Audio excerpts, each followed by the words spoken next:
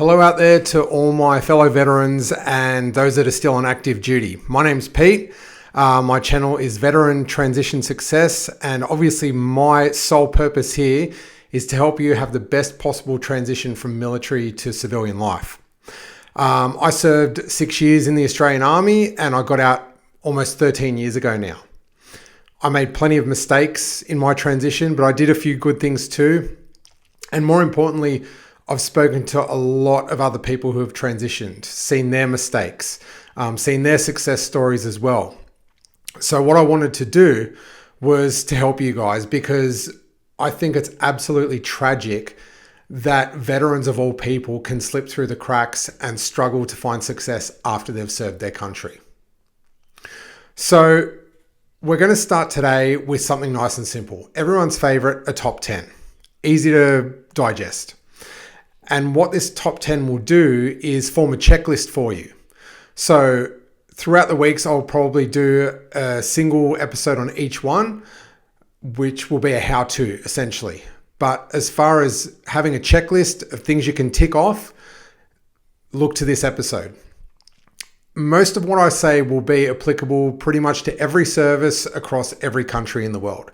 There will be some nuances here and there, but judging from what I've seen and heard, most military people struggle in the same ways, regardless of where they're from. Now, for those of you who joined straight out of school, all of this is even more relevant because you don't have a frame of reference outside anything except the military. That said, it's relevant to all vets. So let's crack in. Number one, the first thing you need to do is give yourself time. Time will either be your greatest ally or your greatest enemy when you leave. Now, a lot of vets make the mistake of staying in so long and then they suddenly hit a point where they feel suffocated and they think, I have to get out right now. That's pretty much the worst way you can get out of the military. You need, I would say, a good 12 months because getting out requires a lot of planning. You know, it's not just getting a job. That's the mistake a lot of vets make. They think getting out is just about getting another job. We'll get into why that's a mistake in a minute. But essentially, you need 12 months. You need 12 months to plan. You need 12 months to talk to people. You need 12 months just to figure stuff out. The worst part of it is if you decide you need to get out right now, you start that process and you don't have a job lined up, all of a sudden you're going to get desperate. And let me tell you, there's nothing worse about looking for a job than being desperate because it's like invisible stink lines in a cartoon. Recruiters, hiring managers, it's repellent to them almost. So the last thing you want to do is make it a rush job. You're basically planning the biggest transition you're ever going to see in your life outside of when you left high school. So the last thing you want to do is make it a rush job. So if you don't have any kind of veteran friend network when you're getting out, 12 months. Give yourself 12 months. If you have a strong veteran network, you could probably make that 6. You know, they're going to clue you in on everything that's happening. You're going to have better job opportunities, so you could reduce it to 6 months. But I wouldn't leave it any shorter than that, to be honest. Number 2. The next most important thing you need to do is build a foundation in that 12 months. Something that people in the military take for granted is that you get provided a foundation and you don't even have to think about it. Think about what the military actually takes care of. You're given a second family and community. You're given physical fitness. You're given meaning. You're given purpose. That's something a lot of people in the civilian world don't have. And you're about to just leave all that behind. That's why even if you do get a job, even if your professional transition is okay, after a couple of months, you can feel like the rug's been pulled out from underneath you because you've left that foundation that you built in the military and now you've got nothing. So it's vital that you build that foundation. Number 3, you need to plan your physical transition. You need to join a gym or a sports team or take a jiu-jitsu class Whatever tickles your fancy in terms of physical activity, you want to plan for that again before you leave. You want to time it so that the day that your discharge happens, you have somewhere to go a couple of days after that. You need to stay fit for both, obviously, your physical health, but your mental health as well. Again, with the foundation, that's something you've probably taken for granted because the military's kept you fit this entire time. And so you have all those happy drugs going on in your system all the time. If you leave and then stop paying attention to your physical fitness, all those happy drugs go away. And if you don't have a job, if you don't have friends and a network outside of the military, all of a sudden your mental health is going to take an absolute nosedive. That's why physical fitness is so important, because even if other things in your transition aren't working out quite so well, at least you're keeping yourself physically fit. And again, all those happy drugs, hormones are going on in your system and keeping you moving. Next one is you need to find yourself a community. I'm not going to lie to you, it can be pretty hard to relate to your old friends and family when you get out. And that depends on, where you served and what you did and all that kind of thing. But I've found one of the most important parts of getting out has been being part of a veteran network where people understand you. Anytime I essentially meet a veteran, we can just start chatting like we've known each other for years within about 30 seconds. Hey man, how you doing? Where'd you serve? What unit were you in? Oh, what did you do? Did you know this person?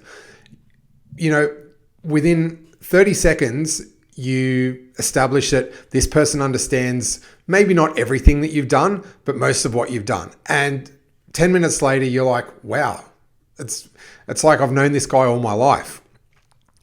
So look, I would say join veterans associations, join ex-service organizations. They're going to be called different things in different countries. In Australia, we have RSLs, we have organizations like Soldier On, Open Arms, Legacy, all that kind of thing. But the bottom line is find some veterans. Make friends with veterans outside in the real world, outside of the military, because otherwise it's like you're just shutting a door on everything that you went through in the military. Even if you are 100% ready to be a civilian and this is my new life, man, you still need that connection to what you used to be. And the other thing is that I've heard way too many stories about veterans unaliving themselves because they get out and suddenly they're isolated. They don't have anyone to talk to that understands them. Even if you don't think you're going to need it, please, as part of your transition, plan to be a part of a veteran community and find a way to do that. Next one, and this is crucial in that 12 months before you're going to get out, build a professional network. Now, you're probably wondering, what the hell does that even mean? It means start from scratch. Talk to recruiters. Talk to anyone you know, friends, family, outside. I guarantee you someone knows someone who's a recruiter. Someone knows someone who's in an industry where, hey, they might be interested in military people. The only way you're going to find out, though, is if you start talking to people. And you need to have as many conversations as possible. Obviously, most of these conversations that you have, they're not going to lead to job opportunities, but some of them will. And that's why it's a numbers game. If, I tell you to build your professional network, you say, oh, okay, you go talk to like 3 people. That's not going to do anything. You need to be talking to every single person that you can. It's all about numbers. Keep having conversations, keep introducing yourself to people, because part of what that does is that it helps you refine your value proposition to the civilian world. The more conversations you have, the more you'll learn what people are looking for, what doesn't land very well, how to even have those conversations with people that have no idea about what the military is like. That's vital to you being able to sell yourself later in a job interview. The next thing you have to do, and this ties right in with building a professional network, get on LinkedIn. Honestly, I don't understand what it is with military. Maybe it's just Australian military. there's this complete reluctance to be on LinkedIn as though it's some huge OPSEC risk or something. It's just a bunch of people on essentially business social media. And this is a vital part of building a professional network because there's plenty of veterans on LinkedIn and they identify themselves as veterans in their profile. This is where you start. You know, if I have someone who's currently serving reach out to me on LinkedIn, I'm always going to talk to them. I will always make time for them. Look, unless I'm receiving like 50 messages a day, in which case, hey, I'm just one guy. But I don't know anyone that I'm connected to on LinkedIn in the veteran space who wouldn't do the same thing. We all want to help veterans and we all want to help ease that transition for everyone. And you can use our profiles. You know, you get on LinkedIn and you think, I don't even know where to begin. Find a veteran profile, look at what they've done, and then narrow your search. You know, maybe you're infantry. Find someone's profile who used to be in infantry. See how they clarify their skills in the civilian tense on LinkedIn. It's going to be a great guide for you. Now, look, I'll probably do an episode on this in the future, but be proactive. Even if you are still serving, even if you're not thinking of getting out, get on LinkedIn. Even if you do up like a sort of a dummy account, just start looking. Get it in your mind. Get an idea of what's going on. Another thing you must do is find a job that you actually get meaning out of. The worst thing you can do is leave the military, a place where your job has purpose and meaning and respect in society, well, most societies anyway, and go to a job that just pays the bills. That is a recipe for depression and a loss of meaning and a loss of purpose. Now, it's going to take time. You know, maybe you're used to running and gunning all the time. You're a hardcore infantry guy, but it's time to get out and you think you're never going to have what you wanted ever again. And so I'll just get a job, you know, repairing HVAC or something like that. Wrong attitude. Again, I'll get into this in a future episode of how to actually find the job you want that's suited for you.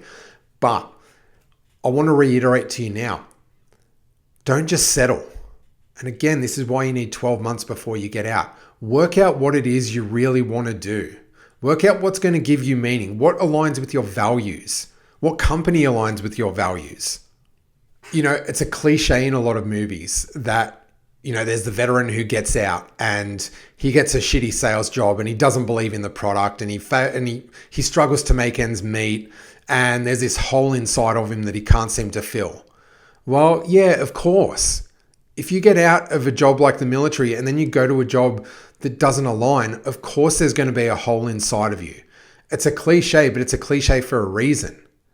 You know, that effort that you put in to find what lights you up is going to be so worth it in the end.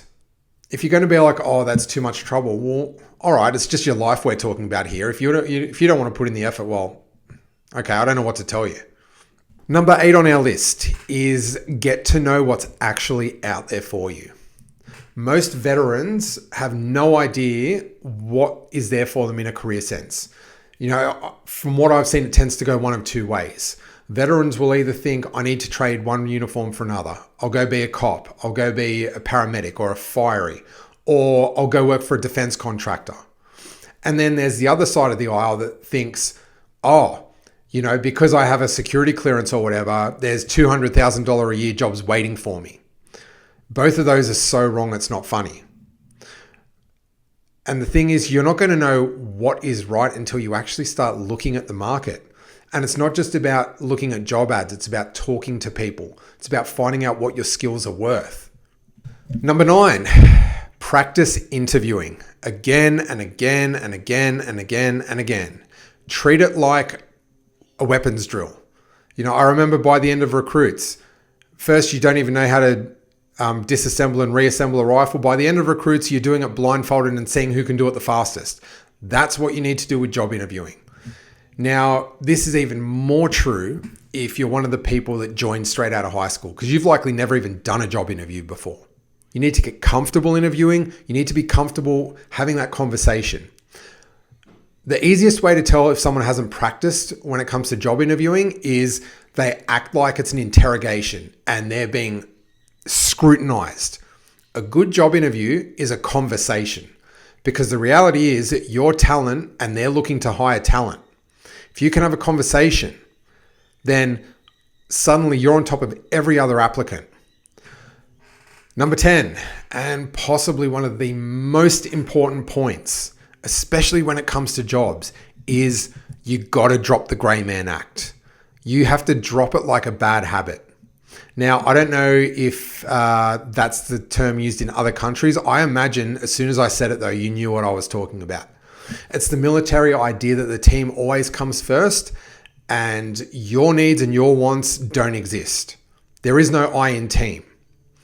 Now, this isn't to say that when you get out into the civilian world, you need to brag about everything, that you need to be arrogant and show offy and like Tony Stark or something. Not at all. But you need to be able to sell yourself. To give you an idea of how hard that is, I've been out almost 13 years now. I interviewed for a job last year and I thought I did pretty well. And my boss afterwards said, "I can't believe how much you play down what you do." So that should give you an idea of how much you're conditioned. See, I didn't join the military straight out of school. I didn't join until I was almost 26. So I'd had other jobs. I'd had job interviewing practice. I had something of an adult identity before I joined the military. And even I find it hard to sell myself properly. Imagine you, if you've left high school, gone straight into the military, you've got no idea about talking about yourself. It probably feels weird even having a normal conversation, talking about yourself with other people. Now, again, I'll get into this in later episodes. How do you actually stop being a gray man? But, I just need to tell you now, it's so vital that you get this through your head, that you actually matter as a person. People want to know about you as a person, and you've got to be able to talk about that. And a bonus one, number 11. To put it simply, balance darkness with light. This is a tough one. I know a lot of you out there have been poorly treated in the military. Maybe you've been assaulted. Maybe you've had the military chain of justice weaponized against you. There's all sorts of things that happen to people in the military, and we all have a pretty good idea what they are. And you may be carrying a lot of trauma from it. I am not going to pretend to give you psychological advice. I'm not even going to pretend that I know best. All I want to tell you is that if you are one of those people, try to spend as much time as you can with veterans who have a positive outlook, who are doing successful things in life.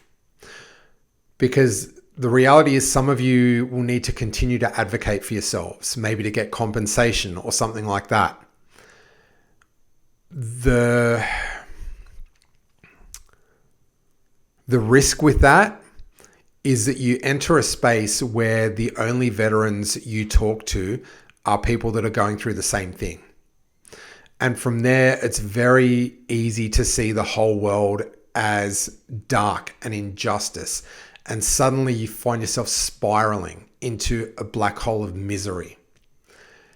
Again, this isn't psychological advice. It's just an observation. Try and balance it out. I'm not going to tell you to stop advocating for yourself. I'm not going to tell you to just drop your trauma. All I'm saying is, I think it might be a really good idea if you balance it as much as you can with positive veteran influences. So guys, that's it. That is my top 10, which turned into an 11 things that you must do before you leave the military. I'll do a new episode hopefully every week. I've got 2 kids, career, I'm a busy guy. That's why this is a very bare bones video. I'll do my best to do 1 per week. If you have questions, comments, leave them down below. I'm more than happy to answer any questions. I can do videos if they're substantial enough that they require a long explanation as well. In the meantime, please share this with as many veterans and even people on active duty as you can. This is information that I just want everyone to have because I don't want to see more veterans fall through the cracks. And I want to see every veteran transition and find the success that they really deserve out there in the civilian world. So please hit like and subscribe, share as much as you can, and I will see you next time.